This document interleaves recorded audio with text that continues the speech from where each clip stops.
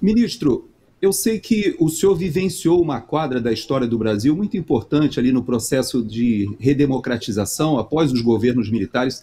Eu me lembro que o senhor ingressou no Supremo Tribunal Federal. Eu já me encontrava já quase como capitão ali. Eu acho que, se eu não me engano, o senhor ingressou em 90, mas o senhor veio de uma experiência até na magistratura ali na Justiça do Trabalho, se eu não me engano. Essa experiência do senhor dentro do tribunal é que eu gostaria de fazer referência, porque o senhor fez um comentário, se posicionou em relação a esses inquéritos, inclusive apelidando como inquéritos do fim do mundo, e esse apelido acabou ficando bem popular entre a população, mas, na verdade, esses inquéritos eles geraram outros, né? Inicialmente seria inquéritos das fake news, depois eles se transformaram em milícias digitais, atos antidemocráticos, mas eu gostaria de me ater à crítica que o senhor fez e os desdobramentos dessa crítica que o senhor fez. Quando nós temos esses inquéritos que são secretos ou conduzidos de forma sigilosa, nós temos vários problemas em relação a esses inquéritos. Primeiro, é que eles não acabam. Segundo, é que eles atropelam a própria PGR. Eu me lembro de diversas decisões, ou decisões eu acho que não é o termo correto, mas diversos pareceres da vice-procuradora Lindora, por exemplo,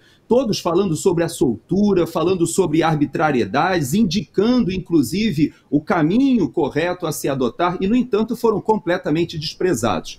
Mas esses inquéritos foram utilizados para perseguição política, caçando-se passaporte, bloqueando contas, não só contas bancárias, como contas nas redes sociais, impondo censura, e isso foi numa escalada que nós temos hoje um brasileiro, pelo menos, que foi morto na prisão por causa desses processos ou por causa da forma como eles foram conduzidos. Vários, temos 400 brasileiros, ou seja, brasileiros com suas famílias sofrendo, que estão no exílio, seja na Argentina, no Uruguai, alguns até aqui nos Estados Unidos. Esse sofrimento desses brasileiros, ou seja, quando o ministro Barroso ele diz que derrotou o bolsonarismo ou diz que o Supremo Tribunal Federal agora tem legitimamente um papel político no país, se isso fosse simplesmente a política, eu creio que não teria tanto problema. Agora, quando essa política ela transborda para um autoritarismo que afeta pessoas, cidadãos, famílias que estão neste momento sofrendo as agruras dessa disputa política, eu quero lhe dizer que isso me causa muita tristeza, não do aspecto técnico. E por isso eu quero lhe fazer a minha última pergunta. Como o senhor enxerga a questão do 8 de janeiro? Por que eu faço essa pergunta? Que nós tivemos agora, na semana passada ou retrasada, um ex-ministro, colega seu, que veio a público dizendo que aquele momento não foi uma tentativa de golpe de Estado, nem mesmo uma abolição violenta do Estado Democrático de Direito, antes um momento de catarse, talvez, pela insatisfação, e ele atribuiu a questão da não intervenção militar, e eu até acrescento que muito mais relacionada à injustiça do processo eleitoral, que agora até com esses áudios vazados e com essas mensagens a gente já percebe que tem raiz de verdade nisso. Como o senhor enxerga a questão do 8 de janeiro, com todo esse desdobramento de mais de 2.000 presos políticos hoje no Brasil?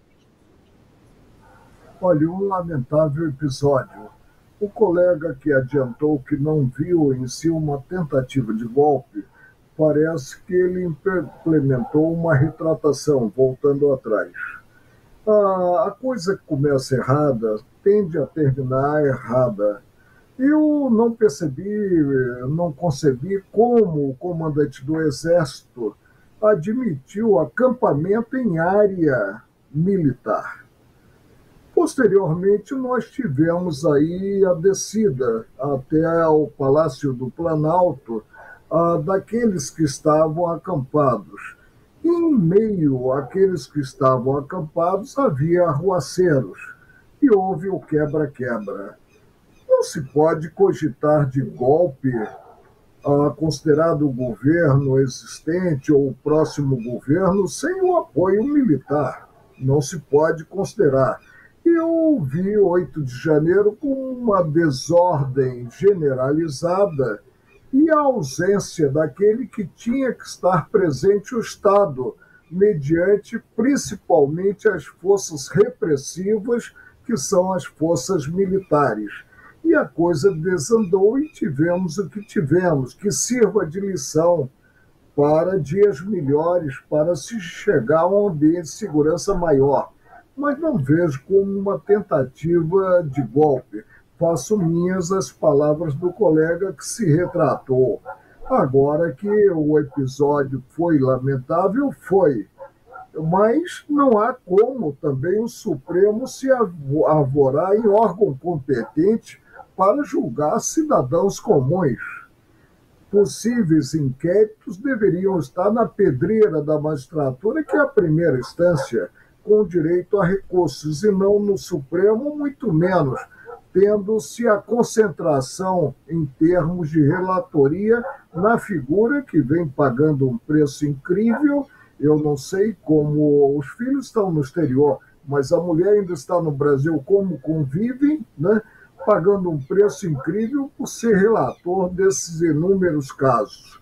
Quanto ao inquérito que eu rotulei como do fim do mundo, ele foi instaurado pela própria vítima, um erro do presidente à época.